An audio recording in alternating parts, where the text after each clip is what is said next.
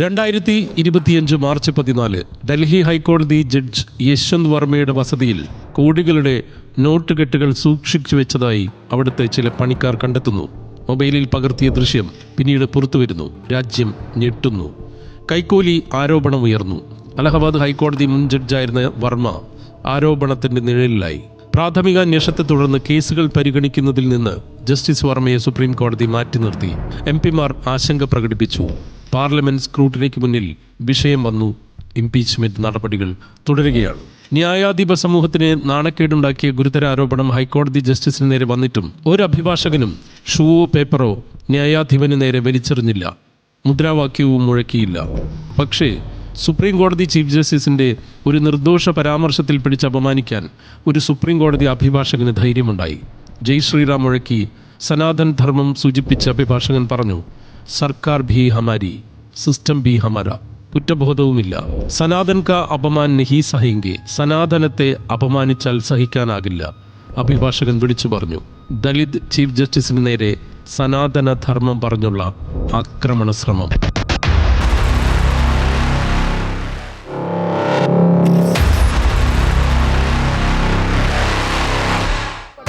നീതിയുടെ ശബ്ദമില്ലാതാക്കാൻ ശ്രമിച്ചതെന്ന് ആം ആദ്മി പാർട്ടി കുറ്റപ്പെടുത്തി. അംബേദ്കർ ചിത്രവുമായി ദളിത് സംഘടനകൾ അഭിഭാഷകൻ രാകേഷ് കിഷോറിന്റെ വീടിന് മുൻപിൽ പ്രതിഷേധിച്ചു. നീതിയുടെ ശബ്ദം തകർക്കാൻ ശ്രമിക്കുന്നവരെ ഈ ജനത നേരിടുമെന്ന് അവർ വിളിച്ചു പറഞ്ഞു. അയാൾ നല്ലൊരു അഭിഭാഷകനോ നല്ലൊരു പൗരനോ അല്ല, അവർ പറഞ്ഞു. കഴിഞ്ഞൊരു മാസമായി BJP സൈബർ ആർമി ചീഫ് ജസ്റ്റിസിനെ ലക്ഷ്യം വെച്ചെന്ന വിമർശനം നിലനിൽക്കുന്നു. ചീഫ് ജസ്റ്റിസ് പുതിയ ഷൂ ധരിച്ചാൽ അധിക്ഷേപം.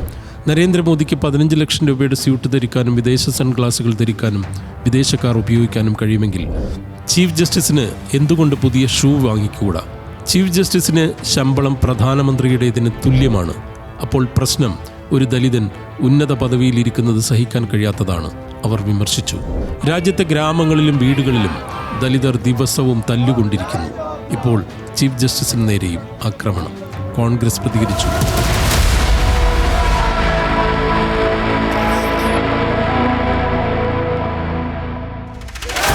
ഗാന്ധിവധത്തെ വരെ ന്യായീകരിക്കുന്ന ഗോഡ്സെ ദിനം കൊണ്ടാടുന്ന രാജ്യത്ത് ചീഫ് ജസ്റ്റിസ് ആക്രമിക്കപ്പെടുന്നതിൽ അത്ഭുതമില്ല. ആ വാർത്തയുടെ സാമൂഹ്യ മാധ്യമ പോസ്റ്റിലെ കമൻറ്റുകൾ വായിച്ചാൽ അറിയാം. ഒക്ടോബർ 6 സുപ്രീം കോടതി മാത്രമല്ല, ഇന്ത്യൻ ജനാധിപത്യ സമൂഹം കൂടെ ഞെട്ടിയിരിക്കുന്നു.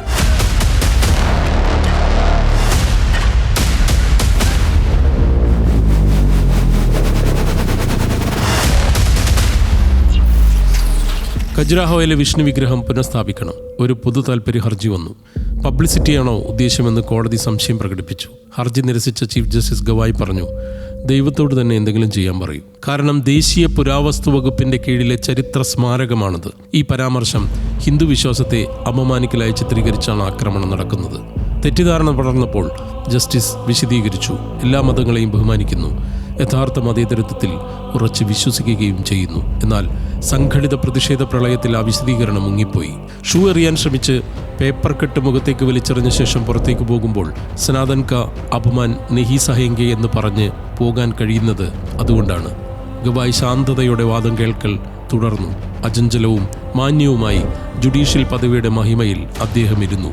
അതിന് 4 വാക്കിനേക്കാൾ ശക്തിയുണ്ട്, പലരും വിലയിരുത്തി.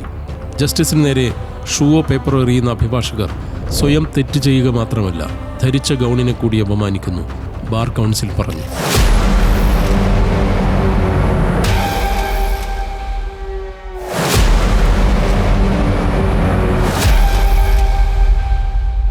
തമിഴ്നാട് ഉപമുഖ്യമന്ത്രി ഉദയനിധി സ്റ്റാലിൻ സനാതന ധർമ്മ നിർമ്മാർജ്ജനം പറഞ്ഞത് വലിയ കൊടുങ്കാറ്റുണ്ടാക്കിയിരുന്നു.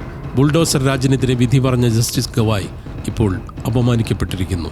Shocked but a closed chapter എന്നാണ് ഗവായ് ഇതിനോട് പ്രതികരിച്ചത്.